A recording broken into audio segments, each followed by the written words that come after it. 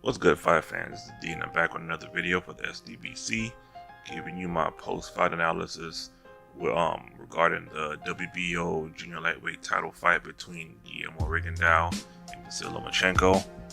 As we all know, the fight ended in 6-round TKO due to the fact that Guillermo Rigondeaux did not come out for the 7th round. Initially, he did state that he had a left hand injury.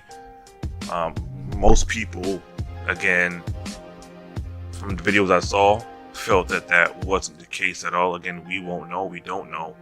They more than likely will do an x-ray on his hand. We'll hear something about it later on. But at the time the fight was stopped, it was a big shock to me and a lot of people, mainly because of the fact that, in my opinion, it wasn't like Lomachenko was beating Guillermo down.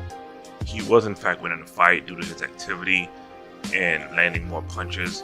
Nothing he threw was landing, really that seriously or nothing too devastating. But the main issue throughout the fight, or the theme of the fight, was that Guillermo Rigondeaux wasn't landing anything. I think he was landing like 3 punches a round. I don't know if it was because of Vasyl Lomachenko's defense or the fact that he was non-stop offense, not giving Guillermo a chance to throw. And in a lot of cases, Guillermo did in fact cause Vasyl Lomachenko to miss, and many of the punches that Lomachenko landed were, in my opinion, just jabs. But again, he was winning the fight. One thing I want to point out before I continue is the ESPN commentary.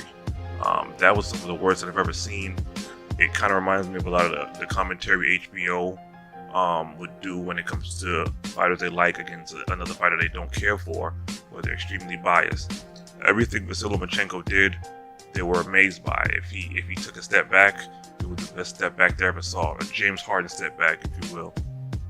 Whenever he threw punches that didn't land, they over-exaggerated them.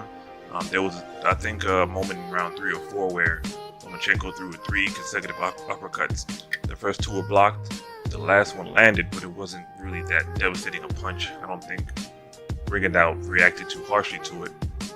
Another thing I noticed as well is that in close, Guillermo Rigondeaux did do a lot of clinching, and every time he did, Vasyl Lomachenko over-exaggerated how tight or how hard the clinch was happening or was going on. So he would yank and pull and throw his arms up as if he was in a death grip. And what really bothered me is the fact that he was demonstrating how he would react in the pre-fight meeting with the ref. And it was the same exact thing. It's like they trained or prepared to do that, maybe knowing that Guillermo Rigondeaux was known to clinch. So they would do that to kind of give off the impression that they're really being held from working. And again, he was being clinched, don't get me wrong, but he acted as if he was going to get his arms broken off if he didn't get that release. So that bothered me a little bit, because to me it was obvious. But again, it really didn't. It actually did cause some issue because they did eventually take a point away from Rigondeaux because of the holding and clinching. But again, I don't think the clinching was that egregious to where it warranted a reduction in the point. Because like I said, Vasyl Lomachenko was overselling the clinching. He just made it seem as if, like I said, he was going to lose his arms if he didn't get out of there within a second or two. But again, just to go back to the ESPN commentary, again, everything that Lomachenko did was amazing.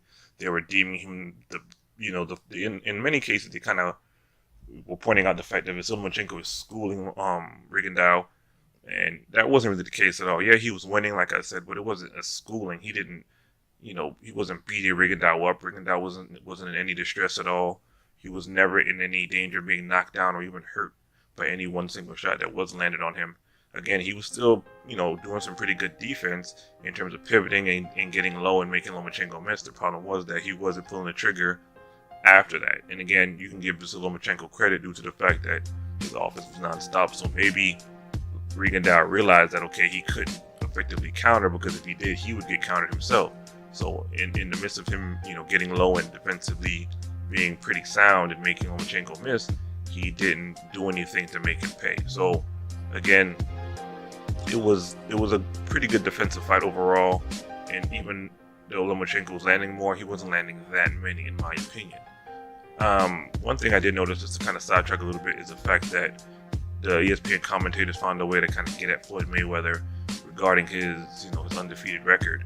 They kind of made it seem as though Floyd kind of, purposely or non-purposely win the boxing by really emphasizing the fact that his undefeated record was very important. But really and truly, I mean, yeah, in certain parts toward the end of his career, he did talk about his O, but the media kind of made it a big deal because when you think about it, a lot of times when the fighter's undefeated and there seems to be the next big thing in boxing, as soon as they lose, they get dismissed. So maintaining a undefeated record is pretty important when it comes to how the media's perception and how they relate to the fans. So to fault Mayweather for being undefeated and being a skilled boxer that he was didn't make any sense. So they kind of found a way to throw Mayweather under the bus when he had nothing to do with this fight at all. But just to continue, again, in my pre-fight analysis, I kind of hinted to the fact that I thought Vasyl Lomachenko was going to win, mainly because of the fact that he's just as skilled, he's bigger, more athletic, a faster fighter. And when I saw them in the ring together, you can see it was clear that Vasyl Lomachenko was a bigger guy. And to be honest, I'm not saying it was his size that went in the fight, but it makes a difference in terms of the punches that Guillermo Rigondeaux would throw and land. What he did, in fact, land, they're not going to have the same effect that it would on a guy that's his size or even slightly bigger.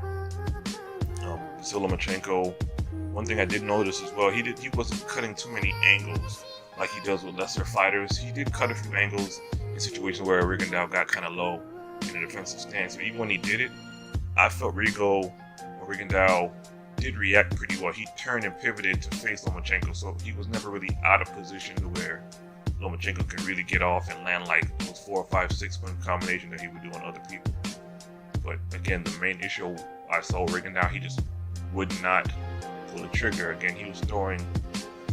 He's always been an economical fighter, but in this particular case, the fact that he didn't try to take advantage of any openings that I kind of saw throughout the fight.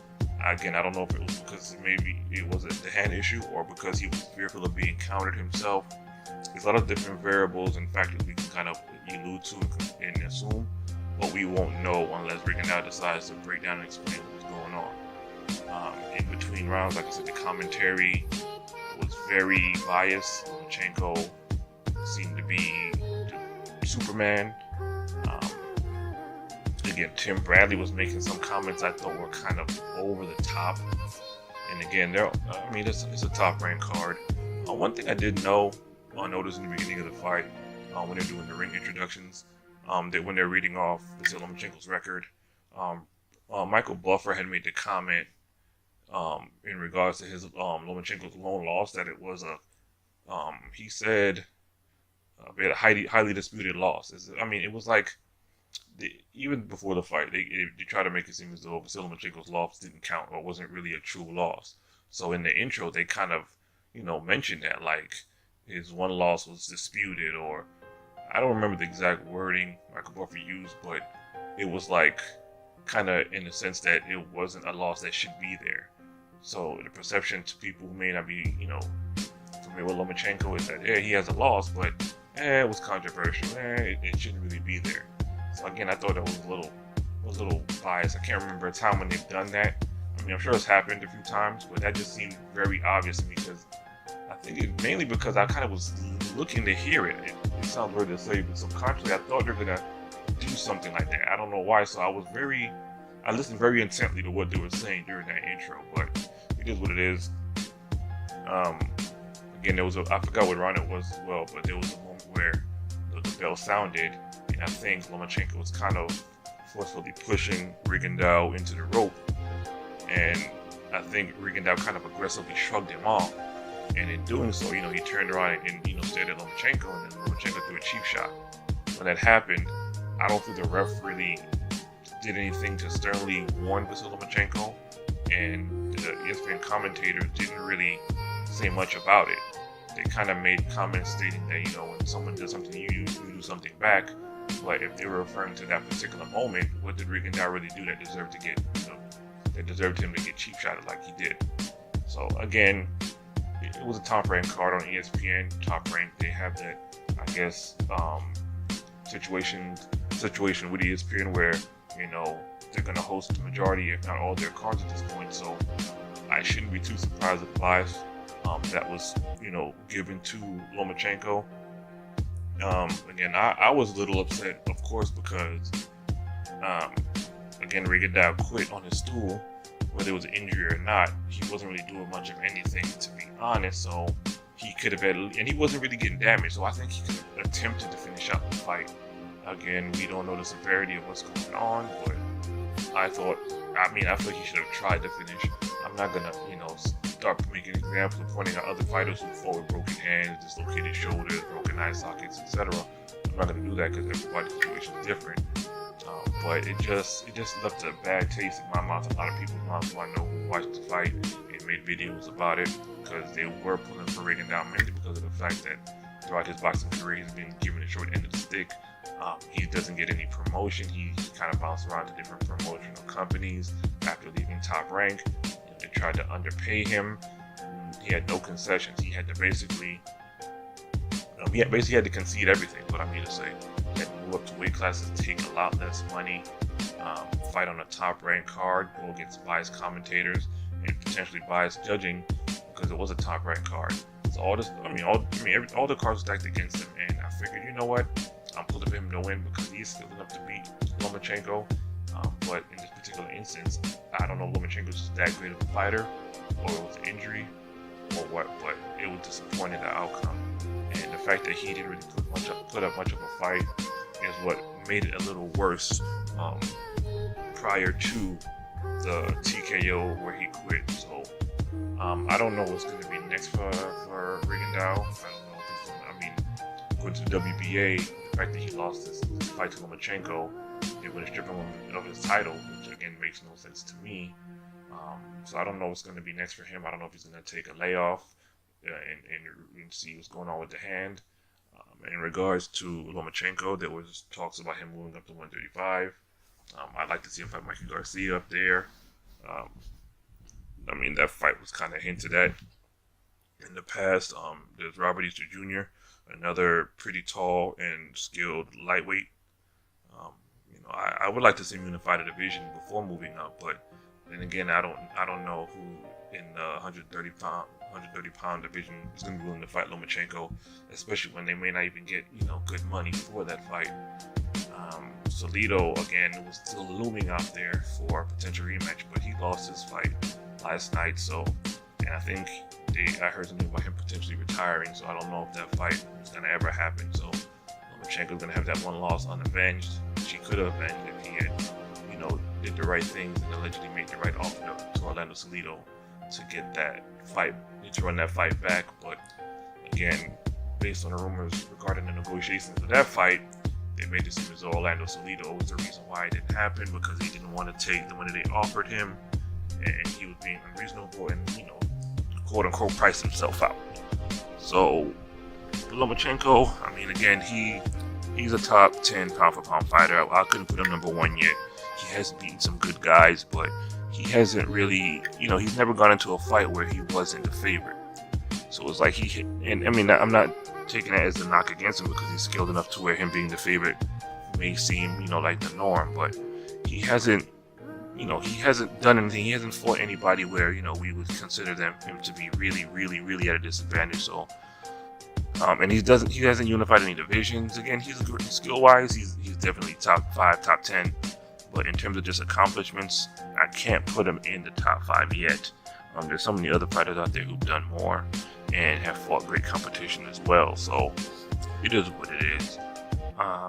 So that's my analysis. I had high hopes for Rigondeuax. Figured that his skill would potentially be able to negate a lot of things that Lomachenko did, but that speed, athleticism, the quickness, and again, his defense is pretty good, because it kind of pivots off his offense. So anytime he's offensively in a groove, and the opponent fires back, he has the ability to see the punch coming, because in many cases the opponent is throwing assuming that they know where Lomachenko is, but he's not there, so he can kind of see where the punch is, and if it's close enough to hit him, he can dodge it easily, or they'll throw a punch, he's not there, they'll miss. So Lomachenko, again, he's probably one of the better fighters I've seen in terms of overall skill.